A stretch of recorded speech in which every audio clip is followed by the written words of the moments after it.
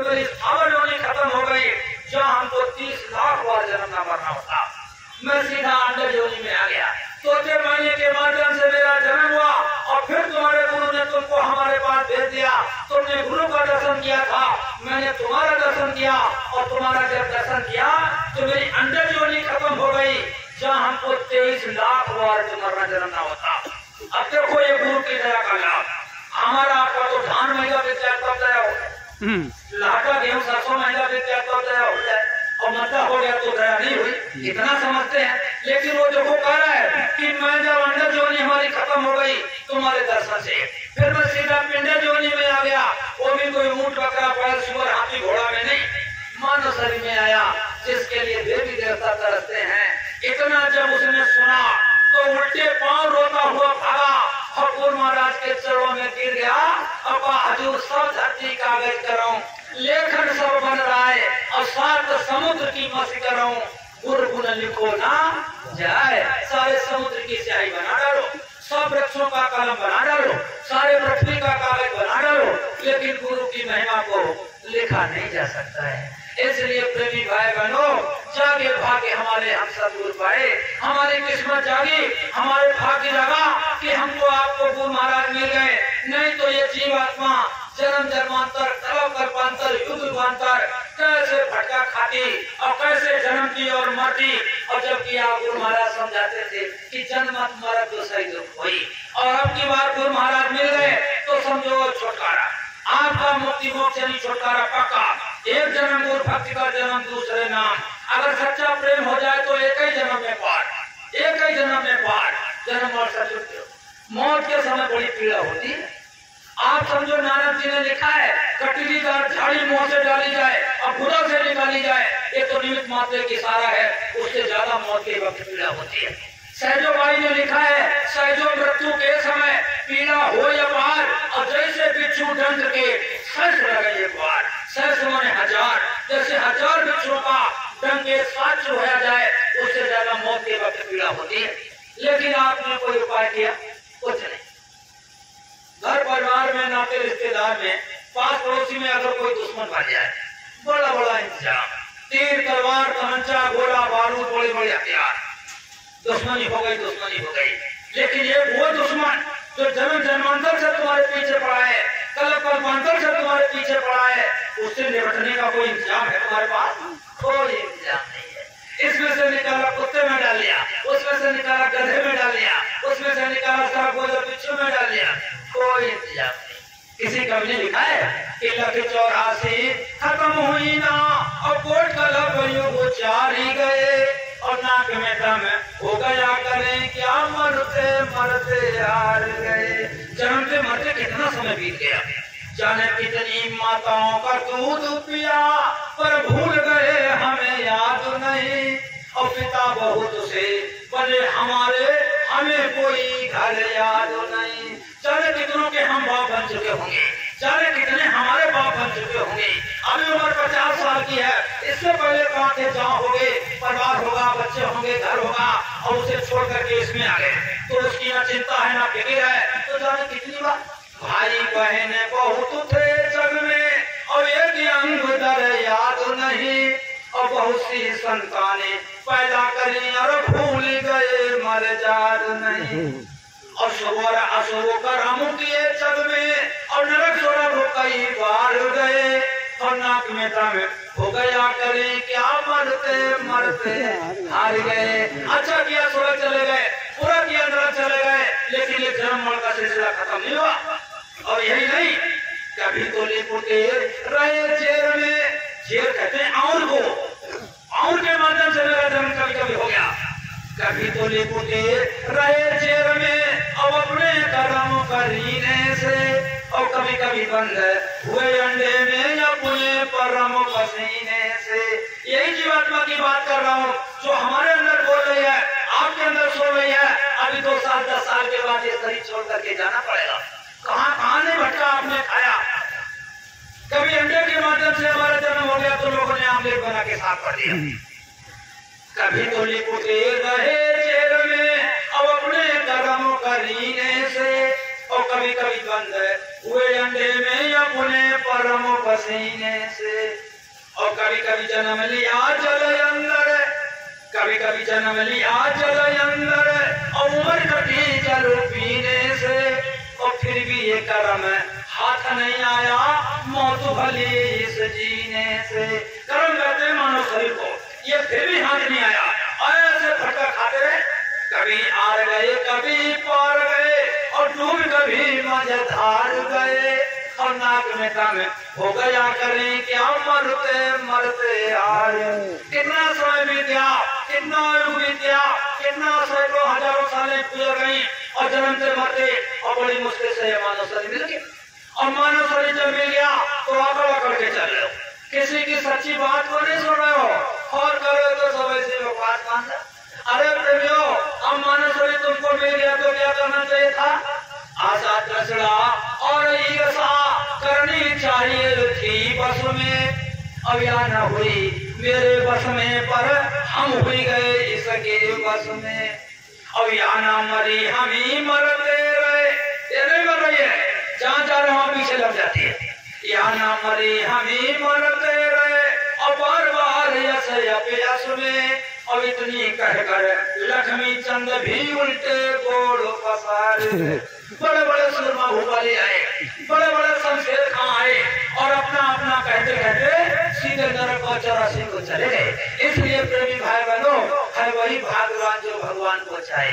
भाग्यवान उसी को कहेंगे जिनको सद्गुरु मिल गया, नामदान मिल गया, जो भजन भक्ति करता है। एक बार गुरु महाराज आश्रम पर ऐसे कह रहे थे, और गाड़ी से उतरे और एक पेड़ के पास गए, और उसके ऊपर ऐसे हाथ रखा और उसकी तरफ देखा, और क्या बोले, अरे राजा साहब आ गए।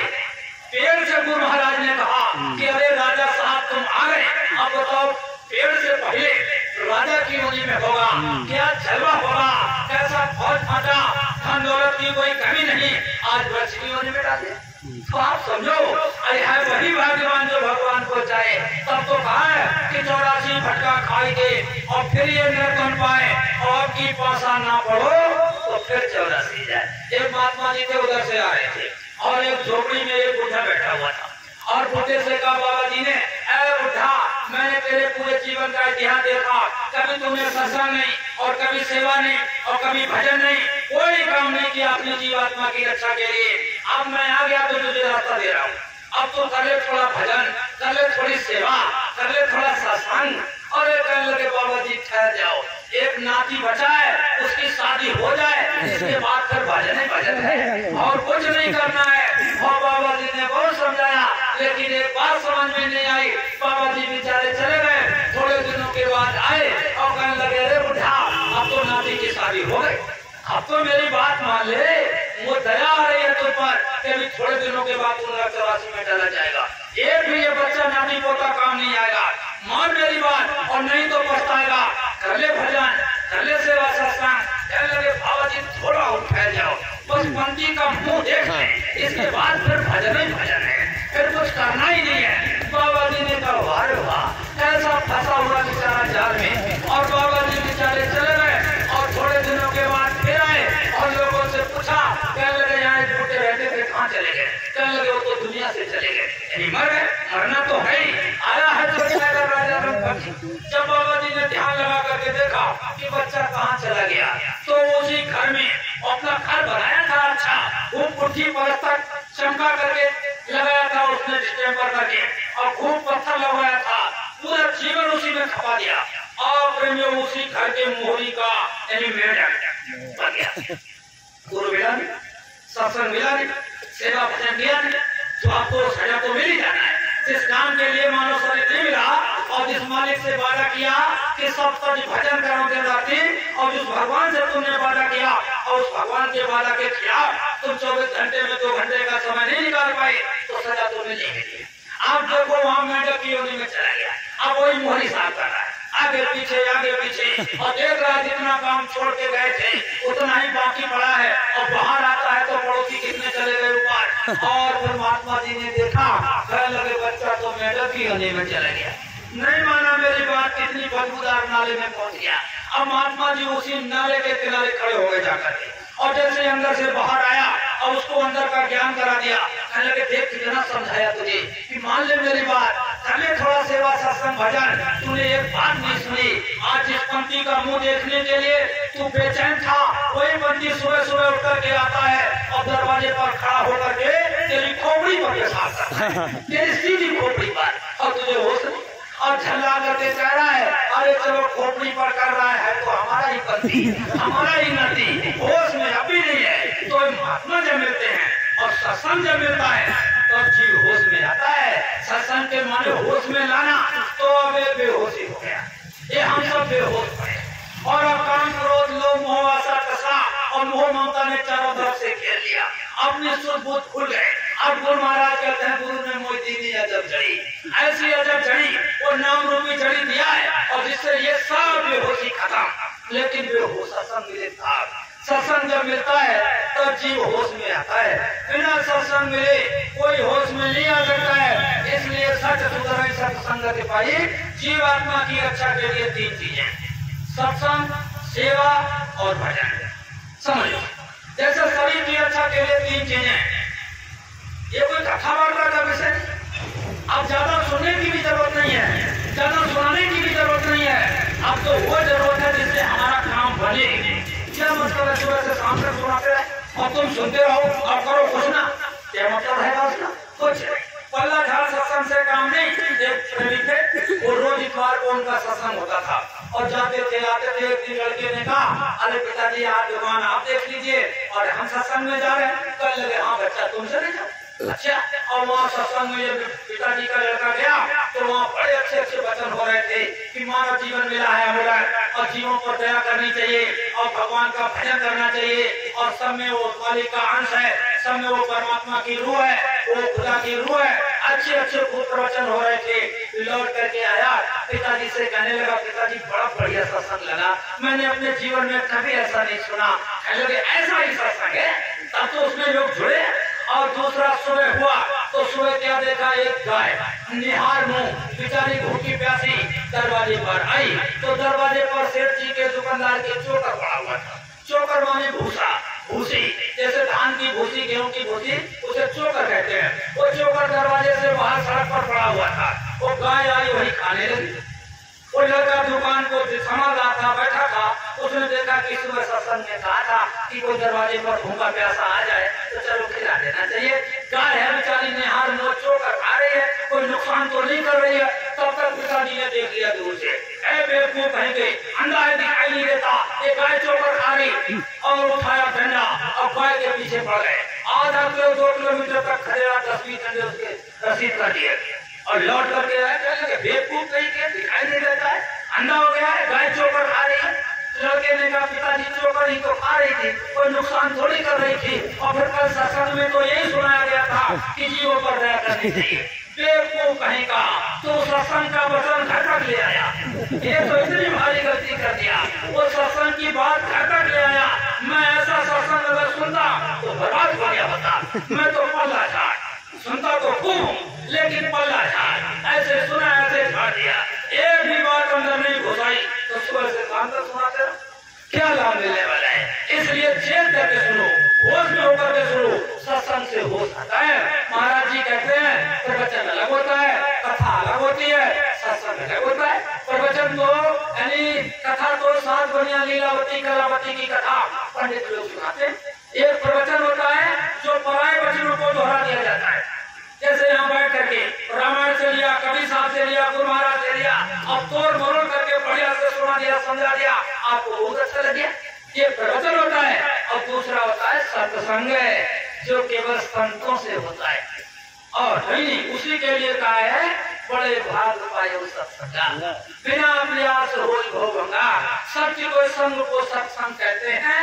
आत्मा सत्य है, परमात्मा सत्य है और सत्य के संग को सत्संग कहते हैं। और ये सत्संग किसी महापुरुष से मिलता है, सत्संग से होश आता है, सत्संग से सोई जीवात्मा जानती है, सत्संग से प्रेमियों हम देखो आत्मा परमात्मा की जानकारी होती है। वोल्टेज कम बढ़ गया तो आवाज नहीं जाएगी यहाँ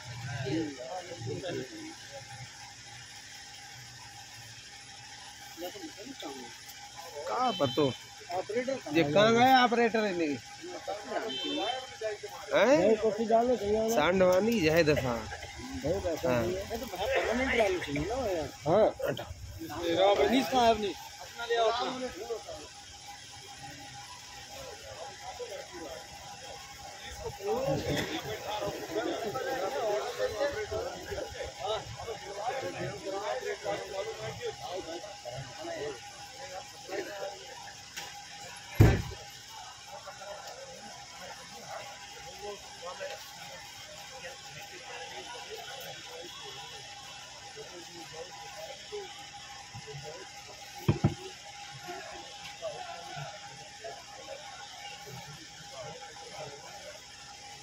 हेलो। जय गुरुदेव, जय गुरुदेव। एक बार सब लोग बोलो जय गुरुदेव। ये बात, जब कोई बर्तन भर जाता है तो थोड़ा ठसका दिया जाता है, और ठसका लगता है तो कुछ जगह और बन जाती है। अब जब कुछ जगह बन जाती है तो कुछ और डाला जा सकता है। अब जगह ही नहीं रहेगी तो क्या डालोगे? कैसे डालोगे? इसलिए सब लोग बोलो जय गुरुदेव। तो प्रेमियों, कहने का मतलब है